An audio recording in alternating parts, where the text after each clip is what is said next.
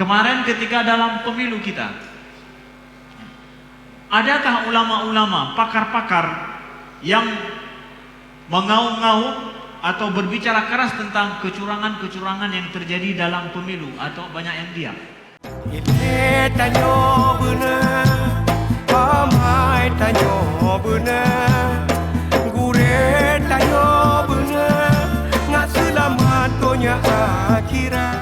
Bismillahirrahmanirrahim. Assalamualaikum warahmatullahi wabarakatuh.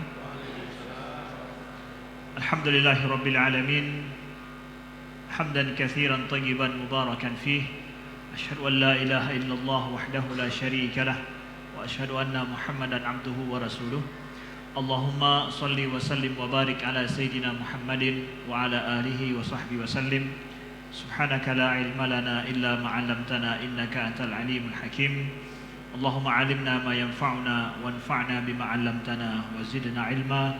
Rabbi shrah li sadri wa yassir li amri wahlul 'uqdatam min lisani yafqahu qawli, amma ba'd. Hadirin sidang jamaah salat maghrib dan salat isya Masjid Al-Ma'mur, Lamprit, Kota Banda Aceh yang dirahmati Allah. Kita lanjutkan kajian kita membahas tentang masalah fikih keumatan. Kita berbicara tentang masalah problem-problem ummah yang sewajarnya dan sepantasnya menjadi perhatian kita semuanya. Ingin saya jelaskan di awal bahwa posisi saya dalam menjelaskan masalah kita ini adalah sebagai putra Aceh. Putra Aceh yang mencoba untuk belajar dan memahami kondisi kita hari ini, untuk kita sama-sama memberikan perhatian yang proporsional, yang pantas dan wajar, dan sesuai dan tepat sasaran. Kita menginginkan kita sendiri, masyarakat Aceh yang mengalami itu, kita sadar kita sedang apa sekarang, apa langkah-langkah apa yang perlu kita lakukan.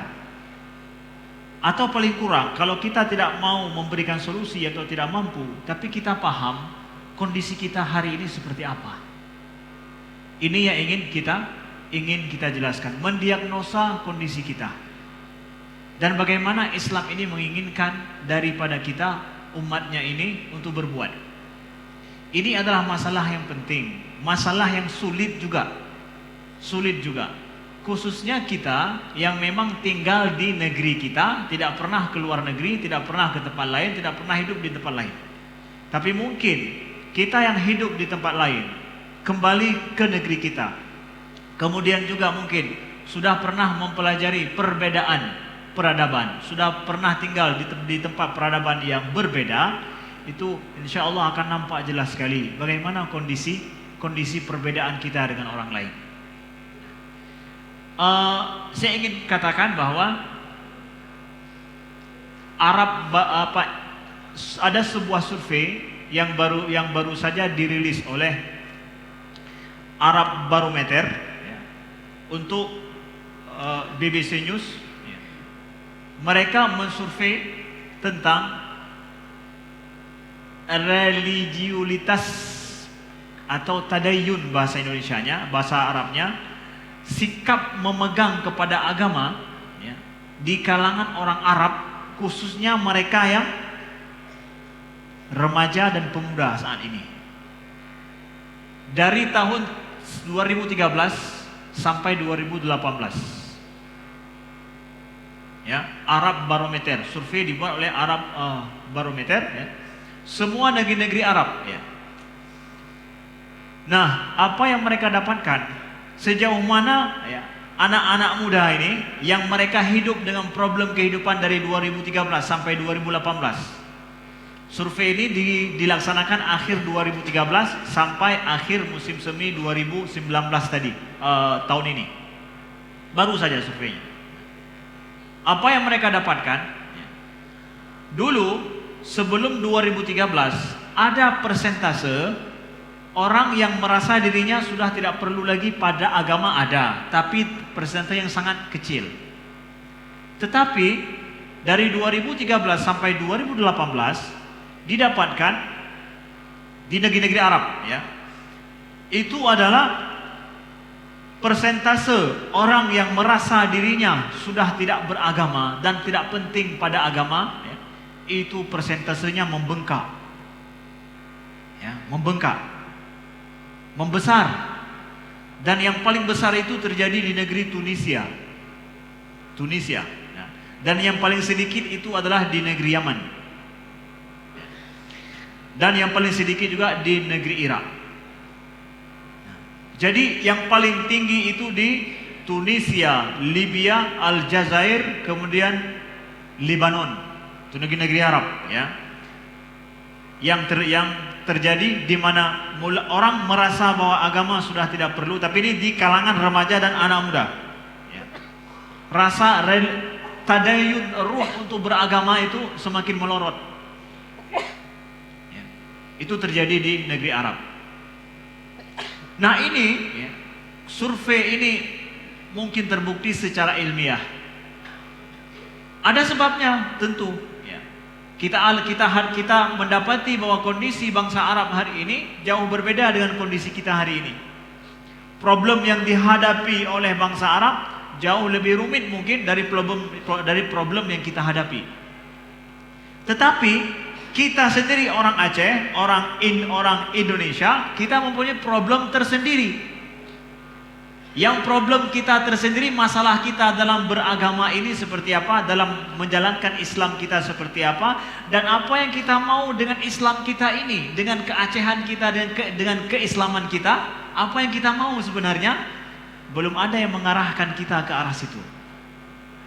Belum ada badan-badan survei, orang akademik yang ingin mempelajari tentang keislaman orang Aceh, kita orang Aceh sendiri atau bahkan pemerintah, untuk melihat bagaimana permasalahan keberagamaan kita di Aceh ini, apa yang bermasalah untuk kita berikan solusi ke arah situ, dari tingkat orang anak-anak yang muda sampai orang-orang yang tua. Dalam studi memang selalu akan dilihat anak muda dulu. Karena apa? Inilah yang mudah diukur dan kemudian bisa diprediksikan ke depan akan terjadi seperti apa. Kalau orang tua, hai kau nak pegang orang tua, aku nak anak mengatakan kan? Iya kerana tabah belanja ada survei kurung doha ya. Nah, anak muda yang menjadi problem yang harus dipelajari. Nah, adakah anak muda kita di Aceh ini menghadapi problem keberagamaan?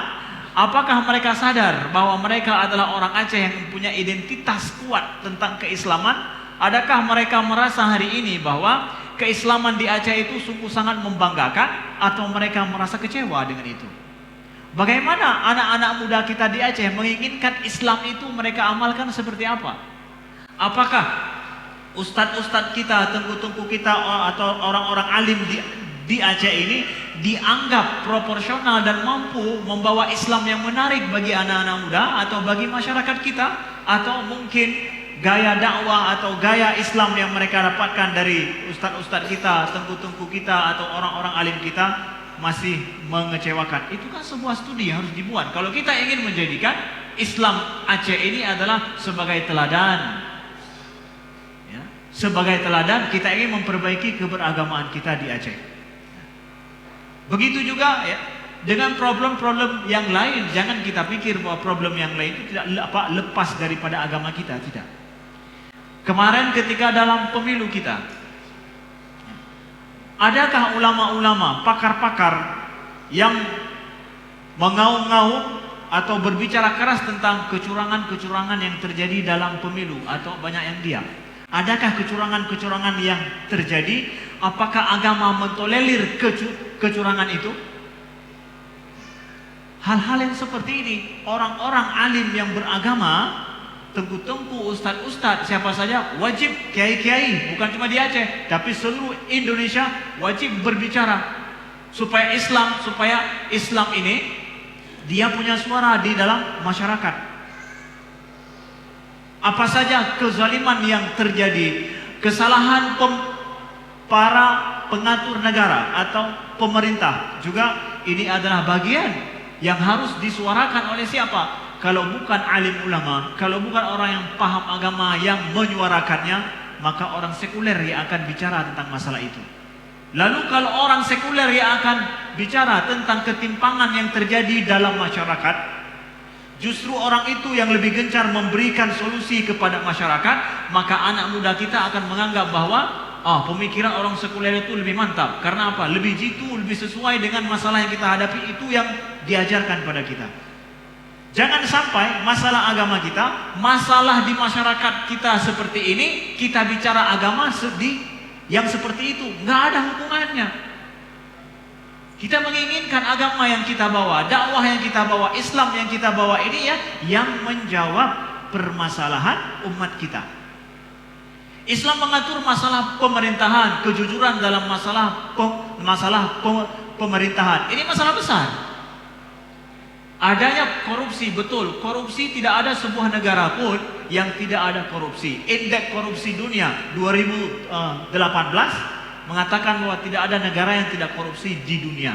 Cuma negara-negara yang paling sedikit korupsinya itu semua negara yang non-muslim. Indonesia menduduki posisi 89. Negara-negara muslim semua terbelakang. Yang non-muslim justru yang itu. Nah, apakah kita ini akan berbicara itu adalah masalah yang biasa? Ya, bicara masalah korupsi itu justru mungkin hanya KPK, itu pun karena tugas. Tidak ada kita yang berkoar-koar betapa bejat, betapa sadis, dan betapa bahayanya pengelolaan pemerintahan yang korup tersebut. Saya katakan pada pertemuan yang lalu, di Amerika Latin mereka mengembangkan sebuah metode. Bukan kita ingin belajar dari orang, artian bahwa ingin seperti orang, bukan. Bisa kita lebih baik daripada itu. Apa itu? Mereka membuat sebuah gerakan Lahut Tahrir atau Theology Liberation. Artinya apa? Bagaimana membuat pembebasan umat atau masyarakat yang miskin dan tertindas, ataupun sebuah negara yang otoriter, mereka bisa keluar dengan menggerakkan pemikiran agama mereka. Yang menjadi pelopor itu siapa? Para pastor-pastor Kristen. Mereka menjawab, sehingga agama Kristen mereka semakin kuat. Kenapa? Karena menganggap bahwa agama yang dibawa ini adalah menjawab tantangan hidup kami, masalah kemiskinan, masalah korupsi, masalah pemerintahan yang tidak becus, kemudian tentang permasalahan banyaknya orang-orang atau pemerintah yang otoriter. Kita tahu di Amerika Latin banyak pemerintahan yang otoriter. Yang membawa itu semua adalah siapa? Yang menjadi pelopor itu pastor-pastor agama Kristen. Sehingga masyarakat melihat bahwa dalam agama ini ada yang menjawab masalah kami. Kita menginginkan demikian. Nah, di negeri Arab, kenapa terjadi seperti ini? Penyebabnya salah satu adalah karena dianggap alim ulama banyak yang diam dalam permasalahan kecurangan dalam pemerintahan, ketidakadanya kebebasan dalam berbuat, dalam berbicara. Kemudian dianggap bahwa para ulama banyak mendukung otoriter di tempat itu. Sehingga anak muda yang mereka masih mempunyai impian besar ke depan, mereka mendapatkan bahwa agama ini tidak bisa memberi jawaban untuk impian kami. Sehingga ramai-ramai mereka meninggalkan ini. Itu kesalahan siapa? Kesalahan orang yang alim terhadap ulama untuk mendakwahkan Islam ini yang sesuai dengan problem umat. Lihat problem umat paling besar apa? Masalah itu Islam harus berbicara. Memang kita akan bicara masalah wudhu mulai dari bertayamum Islam ini sampai permasalahan politik, masalah berjihad. Itu semua diatur di dalam Islam. Tapi lihat, yang menjadi prioritas kita hari ini apa? Kita memiliki permasalahan hidup. Permasalahan hidup kita di Indonesia berbeda dengan permasalahan yang dihadapi oleh orang Eropa. Tapi semuanya masalah. Jadi jangan pula kita pikir bahwa orang Eropa itu tidak punya masalah dalam kehidupan mereka. Besar masalah dalam kehidupan mereka. Cuma bedanya masalah kita begini, masalah mereka begitu. Yang permasalahan kita itu nggak jadi masalah lagi sama mereka. Kehidupan mereka yang sudah bersih, tertata rapi, kemudian servis dari pemerintah terhadap masyarakat lebih banyak servisnya daripada orang yang memerlukan. Lebih banyak bantuan pemerintah daripada orang yang memerlukan. Di tempat kita terbalik. Banyak yang memerlukan, sedikit ya bantuannya. Pemerintah tidak dianggap sebagai orang yang sebagai lembaga yang mampu untuk menjawab masalah rakyatnya. Sedangkan di sana pemerintah memang diatur segalanya untuk menjawab masalah rakyatnya. Kalau kita bandingkan masalah kita dengan masalah orang Eropa, betul berbanding terbalik. Mereka lebih nyaman dengan masalah-masalah yang kita hadapi, mereka no problem lagi. Transparansi pengelolaan pemerintahan sungguh sangat luar biasa. Kebebasan untuk berbicara sungguh luar biasa. Jangan pikir mereka tidak punya masalah. Masalah mereka lain lagi ceritanya. Apa? 2018 kemarin kita tahu Perdana Menteri Inggris, contoh ini ya, Theresa May mengangkat seorang menteri, membuat kementerian baru di Inggris. Apa itu? Loneliness Ministry. Menteri yang mengatur masalah orang yang kesepian dan kesendirian. Tanya kena kem, putiro, kamu nak dua bagian upi hanam janhu, cerita tapi hanam betul-betul. Kamu betul hanam mangat, betul hanam mangat, kena lebu sampai pegah hamba sampai poh 2 malam baru im. Pakawan hanam mangat ku beda. Dumnan hana sendiri ulu aceh. Tapi di Inggris, London, masalah kesendirian orang di sana, kesepian, nggak ada orang yang menemani hidup mereka, masalah besar. Dalam survei dikatakan bahwa 1 orang yang kesepian. Sehingga dikatakan ada 1 juta orang bahkan yang menderita penyakit kesepian itu. Penyakit loneliness atau kesepian ini, baca saja di Google, bukan berita bohong, bahwa Ministry Loneliness, cari aja, pasti keluar langsung oleh Inggris. Nah, permasalahan ini apa? Ini permasalahannya akan merusak kesehatan orang Inggris itu sendiri, karena dikatakan bahwa orang yang menderita kesepian itu lebih parah daripada merokok 15 batang dalam sehari. Betulnya 15 sama rokok lah juga. Kesehatannya itu ya lebih bahaya daripada orang yang merokok 15 batang. Kemudian terjadi penyakit stroke dan Alzheimer itu juga gara-gara kesepian itu. Mereka dengan banyaknya servis dan permasalahan yang kita hadapi tidak dihadapi oleh mereka, tapi mereka ada masalah baru. Ada masalah baru. Kita di sini nggak ada masalah dengan yang mereka hadapi, tapi kita bermasalah masalah yang tidak dihadapi oleh mereka. Semua bangsa itu ada masalahnya, ada masalahnya.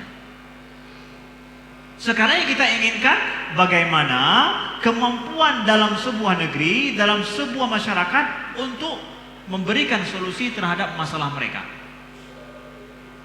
Kita berkewajiban untuk memberikan solusi dalam masalah kita apa? Agama kita. Ambil masalah solusi itu dalam agama kita.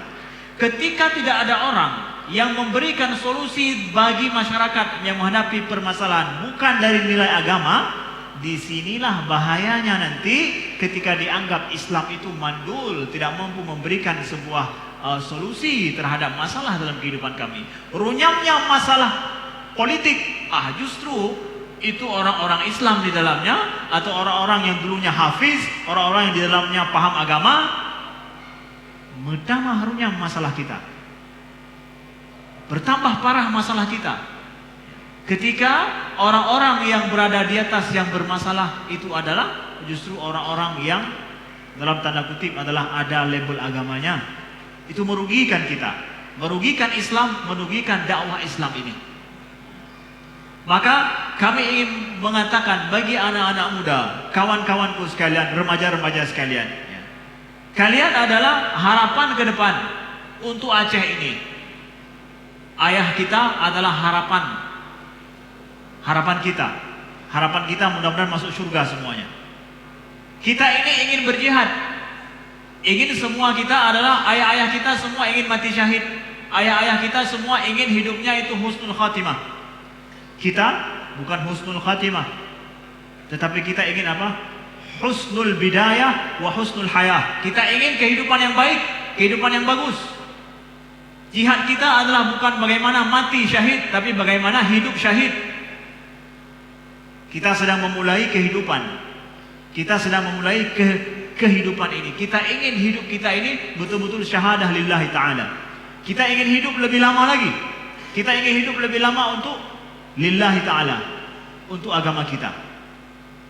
Ini yang dikatakan oleh Sayyidina Umar radhiyallahu anhu ketika Abu Ubaidah bin Jarrah memegang baju beliau karena takut kotor, karena beliau seorang Amirul Mukminin. Seorang Amirul Mukminin takut kotor. Lalu Abu Ubaidah pegang baju Umar karena apa? Baik malih, jangan sampai kami malu Amirul Mukminin bajunya kotor. Karena beliau sedang akan ditunggu oleh para pembesar-pembesar orang non-muslim lah di Yerusalem. Apa kata Sayyidina Umar? Wahai Abu Ubaidah, nahnu qaumun a'azzanallahu bil Islam. Kita ini adalah orang yang kaum yang telah ditinggikan derajat kita oleh Allah dengan Islam. Walau ibtaghaina al-izzata fi ghairi al-Islam la adallana Allah. Kalau seandainya kita mencari kemuliaan selain daripada Islam, maka la adallana Allah, maka Allah akan menghina kita, menjadikan kita hina. Bukan pada bajuku kalian akan merasa mulia, bukan, tetapi pada keadilan Amirul Mukminin, ketegasan Amirul Mukminin. Di situnya tegaknya seorang Amirul Mukminin menjalankan Islamnya, disitulah dia. Kita tahu orang Homs, ketika ditaklukkan Homs, yaitu kota besar di Suriah dulu, mereka justru mengundang orang-orang Islam untuk menaklukkan mereka. Kenapa? Mereka dijajah oleh orang-orang Romawi. Maka mereka mengundang orang-orang Islam, tolong taklukkan kami, usir orang Romawi dari tempat kami. Mereka mengundang orang Islam. Kenapa? Mereka tahu orang Islam ketika sudah menguasai suatu negeri, keadilan akan muncul di situ. Tidak ada kehancuran di negeri itu dan tidak ada pemerkosaan terhadap wanita. Berbeda dengan para penjajah sebelum Islam dulu. Maka mereka diundang bahkan. Ketika Samarkand daerah Mawara an-Nahri dikatakan daerah Tantan sekarang, Kazakhstan, Kyrgyzstan, Turkistan, Tantan, semua negara Tantan itu negara-negara Islam. Ketika kota Samarkand dulu ditaklukkan oleh panglima-panglima Islam, orang Samarkand protes. Kenapa? Kami ditaklukkan karena kami ditaklukkan tanpa diberikan pilihan untuk kami bayar jizyah atau terima Islam. Karena mereka tahu prosedur orang Islam dalam menaklukkan suatu negeri itu, berikan pilihan dulu, mau terima Islam atau kalian siap membayar jizyah nanti. Nah, mereka protes. Kenapa kalian orang Islam menaklukkan kami tanpa memberikan dulu prosedur tawaran, kami terima Islam atau yaitu bayar jizyah. Akhirnya Qadhi Islam, saya lupa namanya pada saat itu, Qadhi Islam menyuruh atas protes ini, beliau suruh semua tentara Islam keluar dari kota Samarkand, balik lagi ke titik nol seperti belum ditaklukkan. Sekarang mulai dari awal, apakah kalian terima Islam atau jizyah dulu? Keadilan Islam. Bukan sudah berbuat curang kemudian buat hukum untuk melegalkan kecurangan, enggak, balik lagi demi keadilan. Apa yang terjadi? Ramai-ramai orang Samarkand masuk Islam gara-gara itu. Begitu adilnya Islam, sudah berkuasa, balik lagi, keluar semua. Begini Islam, ya begini Islam. Ramai-ramai orang Samarkand masuk Islam. Islam itu jaya dengan cara demikian, dengan keadilan ini. Di mana tidak ada keadilan di dalam negeri, di mana Islam itu berkuasa, ketahuilah bahwa sesungguhnya ini sungguh sangat monohok dan merugikan Islam ini. Merugikan Islam ini. Kita tidak tahu hal ini, nanti anak-anak kita akan kita lihat imbasnya. Kita mau seperti ini, saudaraku sekalian. Kita ingin melihat di mana problem kehidupan kita hari ini. Yang paling besar kita ingin itu proporsi yang paling besar kita lihat. Kita adalah sebuah negeri yang besar, sebuah negeri yang besar. Negeri yang besar ini diatur dengan prosedur yang banyak. Kita ingin memberikan jawaban terhadap masalah pemerintah. Kita ingin tolong pemerintah berikan masalah anak-anak muda kami hari ini.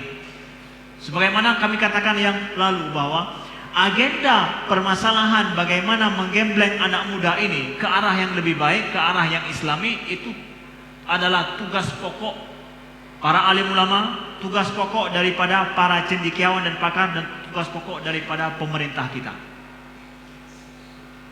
Karena masalah sekarang runyam terjadi adalah masalah tantangan yang dihadapi oleh anak muda kita. Ini harus diberikan proporsi yang sangat besar dalam mengatur negara ini, dalam memberikan masalah. Maka masalah agama juga, mau yang khutbah Jumat, mau yang khutbah Jumatkah, kemudian majelis taklim dan yang lain-lain, hendaklah masalah anak muda tolong diangkat. Kalaupun masalah wudu dikatakan, tapi ajarkan wudu pada orang-orang yang belum bisa wudu, supaya sesuai dengan porsinya. Jangan kita bicara masalah yang lalu terus menerus, apalagi masalah yang mungkin nanti menimbulkan pertikaian antar sesama. Masalah yang kita di sana punya pendapat yang sama lebih banyak daripada masalah yang kita berbeda pendapat di situ. Kita ingin Islam di Aceh ini Islam yang menggembirakan, dan bisa dia itu adalah tinggal landas. Kita ingin alim-alim ulama di Aceh ini dikenal di dunia. Kenapa dikenal di dunia? Karena berhasil memberikan solusi bagi orang Aceh itu sendiri. Islam telah jaya di Aceh. Islam telah mampu untuk menyatakan bahwa orang Aceh pernah berjaya dengan Islam. Sekarang tugas kita, anak-anak muda ini, alim ulama, para cendekiawan, untuk menjadikan ruh Islam ini membanggakan semua orang di sini. Saya ingin bacakan apa yang dikatakan oleh Syekh Muhammad Al-Ghazali. Bagaimana kita harus memahami Islam ini? Beliau katakan, fa innal Islam laisa hizban siyasiyan qusarahu talabus sultah. Jangan pahami Islam ini adalah sebagai sebuah partai politik yang Islam ini hanya ingin merebut sebuah kekuasaan saja. Innahu dinun yuhaiminu ala nufusi wal afkar.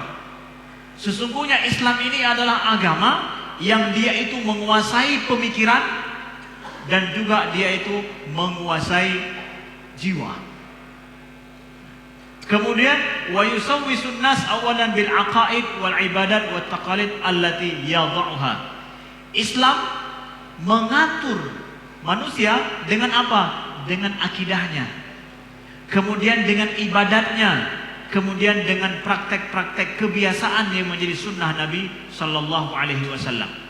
Wal akhlaq allati yurabbi 'alaiha. Dan dengan akhlak yang dituntut semuanya kita untuk mempelajari dan mengamalkannya.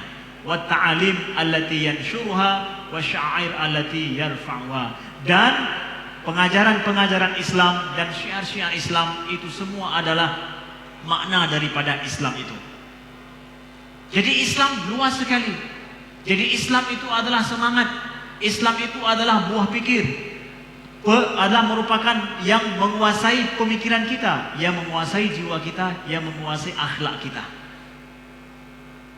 Jadi bukan cuma hanya masalah partai politik saja kita bicara masalah Islam, gak masuk dalam partai politik kita diam masalah Islam. Tidak. Islam perlu memperbaiki masalah perpolitikan yang salah, perlu memberikan jawaban terhadap ekonomi kita yang timpang. Begitu juga perlu memberikan jawaban terhadap masalah sosial yang terjadi di kalangan kita. Maka wacana keislaman Islam di Aceh itu harus dibangun yang sesuai tepat porsi, tepat sasaran. Apa saja kita bicara di depan umum, masalah adalah masalah, jangan menimbulkan masalah yang lebih runyam. Tetapi apa juga menjawab masalah umat yang itu mendiamkan dan itu menyejukkan. Ada masalah-masalah penting, kadang kita harus diam dulu sampai orang mampu menerimanya. Rasulullah Sallallahu Alaihi Wasallam ketika beliau berdakwah di Mekah, beliau berdakwah selama 13 tahun. Apakah setiap tahun dakwah Nabi Sallallahu Alaihi Wasallam semakin berhasil, atau justru beliau harus keluar dari Mekah? Beliau harus lari dari Mekah ke Taif. Di Taif apakah beliau diterima? atau dilempari? Dilempari. Beliau balik ke Mekah. Balik ke Mekah itu dengan jaminan dari seorang musyrik. Beliau nggak bisa balik ke Mekah secara hukum adat kalau tanpa ada orang yang menjamin keselamatan beliau. Yang menjamin itu adalah seorang musyrikin. Dia menjamin Muhammad itu jaminan saya, jangan kalian ganggu. Dengan kenapa? Khadijah sudah tidak ada, Abu Talib sudah meninggal. Kan setelah meninggal Abu Talib, beliau sampai pergi hijrah ke Taif. Ya sampai 10 tahun lebih berdakwah, harus lari. Kemudian pergi ke Taif, dilempar sama anak-anak lagi. Waduh, apa juga namanya Nabi, apa juga namanya, mana keberhasilannya. Kemudian setelah itu beliau harus meninggalkan Mekah lagi. Di mana letak keberhasilannya? Saudaraku sekalian, ilmu dalam berdakwah itu tidak melihat kepada keberhasilan hari ini, tetapi adalah kesabaran yang terus menerus ingin membuat sebuah solusi yang benar untuk sebuah perjuangan dan sebuah agama. Apakah benar yang kita laksanakan? Benar, maka lanjutkan. Jangan mempertanyakan sudah berapa hasilnya. Jangan mempertanyakan berapa banyak sudah orang ikut. Bukan pada masalah itu.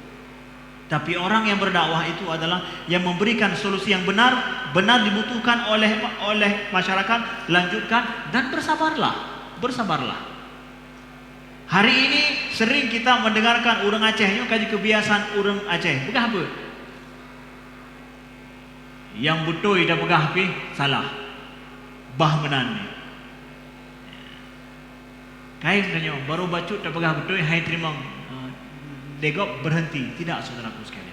Kalau memang benar usaha kita, maka kita akan mampu bersabar dengan itu. Itu dibuktikan oleh Nabi Muhammad sallallahu alaihi wasallam. Ketika malaikat ingin membinasakan orang Quraisy dengan menimpakan gunung ke atas, kan itu ketika Nabi pulang dari Taif, dilempari lagi. Nabi beristirahat di sebuah kebun. Dalam kondisi Nabi yang sungguh sangat menyedihkan sekali bagi kita. Siapa yang membaca kisah ini, dia akan menangis pada titik itu. Sampai datang malaikat Jibal, malaikat gunung, ya Muhammad, kalau engkau izinkan maka aku akan timpakan gunung Mekah itu ke atas orang-orang Mekah itu. Kata Nabi Muhammad apa? La, fa innani arju an yukhrijallahu min sulbihim man ya'budullaha ta'ala wa la yusyriku bihi syai'a. Tidak, aku tidak mau itu. Tapi aku masih menginginkan Allah akan mengeluarkan dari tulang sulbi mereka nanti anak-anak yang mereka akan menyembah Allah Subhanahu wa taala, tidak menyekutukannya. Nah, orang yang seperti inilah yang berhak untuk mendapatkan pertolongan daripada Allah. Kenapa? Inilah orang-orang yang betul menolong agama Allah. In tansurullah baru yang disurkum. Kita mau yang seperti ini, tolong ya. Kita perlu para pakar, kita perlu para cendekiawan ya. Jangan diam dengan masalah umat ini, masalah pendidikan, para dosen-dosen. Saya ingin katakan selalu para dosen-dosen. Masalah di kampus kita, anak-anak yang tidak menerima pelajaran agama ataupun mereka yang tidak bisa diandalkan dalam pendidikan mereka di kuliah kita, masalah besar. Tolong berikan solusi di kampus untuk anak-anak kita, bagaimana mereka bisa berjaya dalam kuliah mereka. Jangan pikir masalah anak muda hari ini yang banyak mereka nongkrong di luar, gimana juga jika akhir masa. Jangan, ini masalah besar. Dosen-dosen di kampus, jadikan anak-anak kami ini yang belajar di kampus bagaimana mereka cinta pada kampus, sehingga mereka meninggalkan nongkrong mereka cinta kepada buku, cinta kepada bacaan, cinta pada ilmu, sehingga mereka bukan sibuk dengan game. Tolong. Karena apa? Kebanyakan anak-anak kami yang muda-muda ini adalah anak-anak kampus. Ketika mereka tidak mendapatkan impian mereka di kampus, kemana lagi? Hoja, tolong berikan solusi ini. Berikan solusi untuk anak-anak kami yang muda ini. Para pakar, tolong, ini masalah kita di Aceh, anak-anak muda kita di Aceh, berikan solusi untuk ini. Orang-orang kaya yang mereka hari ini punya uang, tolong buat survei melihat bagaimana diinginkan anak muda, perbaikan anak muda, masalah mereka yang harus kita hadapi apa. Berikan uang untuk itu, bagian daripada dakwah, badan-badan survei, gerakkan, buat survei untuk itu permasalahan anak kita. Kita ingin berbuat. Mereka yang punya ilmu, berikan ilmu. Yang punya harta, berikan harta. Mereka yang punya keahlian, berikan keahlian untuk masyarakat kita Aceh. Kita tidak mengatakan seluruh Indonesia, tapi masyarakat kita Aceh. Masalah sampai masalah orang tidak sholat, saudaraku sekalian. Masalah tidak sholat, masalah besar di Aceh. Tapi kita mau diam saja. Kalau ada khatib ngomong masalah wajib sholat misalkan, ada tapi urung-urung tak yang dengarnya, hana dengar urung lain lah. Masalah besar, pakan urung hana galak ke semayangnya Aceh. Ini depan legok Malay.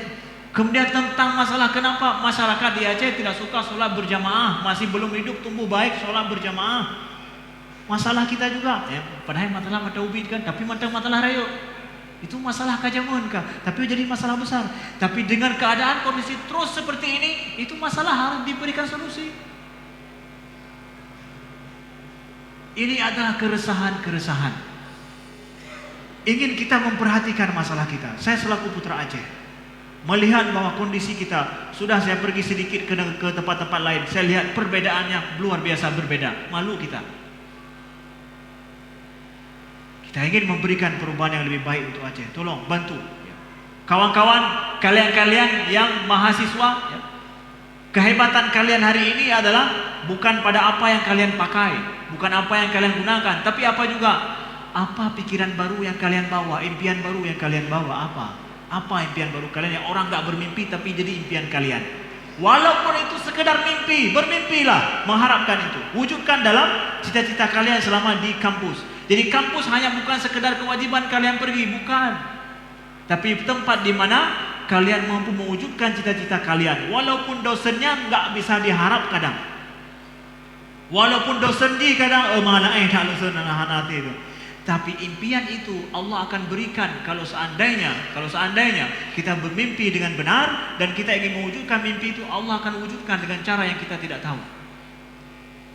Kita inginkan itu mahasiswa yang mereka brilian. Karena apa? Masa depan kita ini adalah masa di mana kita punya ide baru, kita wujudkan ide baru. Itulah mereka yang akan menguasai dunia. Sahabat-sahabatku sekalian, kalian di kampus itu harapan. Jangan sampai orang tua dari kampung itu membawa kalian ke tempat ini, begitu banyak uang yang mereka habiskan, justru kalian lebih banyak menghabiskan waktu bukan pada buku pelajaran kalian. Mana ide baru? Bukan artinya harus PNS nanti, bukan. Cita-cita PNS itu adalah cita-cita pengabdian, bukan cita-cita cari uang. Kalau cari uang, jualan. Makin banyak uang berjualan, semakin kaya kalian, semakin benar dan semakin sukses berjualan benar. Tapi PNS semakin banyak uang dengan cara yang tidak benar, makin banyak uang di luar daripada gaji, mulai dipertanyakan. Kenapa? PNS itu bukan tempat cari uang, tempat mengabdi. Tempat mengabdi. Kalau mau cari uang bukan di PNS. Impian PNS itu kita ingin adalah untuk mengabdi kepada umat. Tapi kalau mau cari uang di tempat lain. Generasi kita ini anak muda bukan generasi PNS. Anak orang tua kita sampai hari ini masih mengatakan, "Ni punya kaji ke PNS, kah sukses." Tidak, bermimpilah lebih daripada itu. Negara maju adalah bukan yang orang hanya ingin menjadi PNS. PNS itu hanya pengabdian kepada umat, pengabdian kepada negara. Kita ingin lebih daripada itu. Lihat, para pakar psikologi bidang ilmu pendidikan kita punya tidak? Ada yang datang kepada saya, "Ustaz, saya mau masuk psikolog Ustaz, tapi orang tua saya tidak memperbolehkan." Kenapa? Pekerja ada ketamangnya. Padahal dia mati-matian sangat suka kepada psikologi. Pasti katamang guru macam juga guru untuk PNS. Menyerang psikolog peje-nya. Tanya sekarang di Aceh yang ahli psikologi ilmu pendidikan anak yang mampu menyelesaikan masalah problem pendidikan anak-anak kita di Aceh yang enggak ada di Jawa, seorang je. Tengok dia. Mana orang? Nah, kalau kita problem banyak, ahli kurang. Hanya gara-gara punya cara mata kunci, mata bikin PNS. Kami dah kau belajar bak jadi yang ke PNS itu. Makanya kenapa hari ini keguruan itu lebih banyak yang masuk daripada yang teori.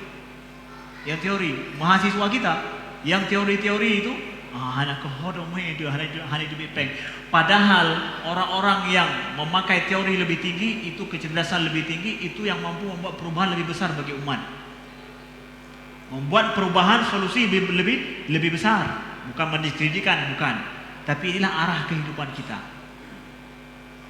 Yang menjadi problem yang harus kita selesaikan. Nah, ini sekian, mudah-mudahan bermanfaat. Subhanakallahumma wa bihamdika asyhadu an la ilaha illa anta astaghfiruka wa atubu ilaika.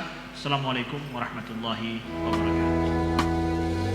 Ilmu tanyo benar, amai tanyo benar, kure tanyo benar, ngak selamat dunia akhirat. Ilmu tanyo benar, amai tanyo benar.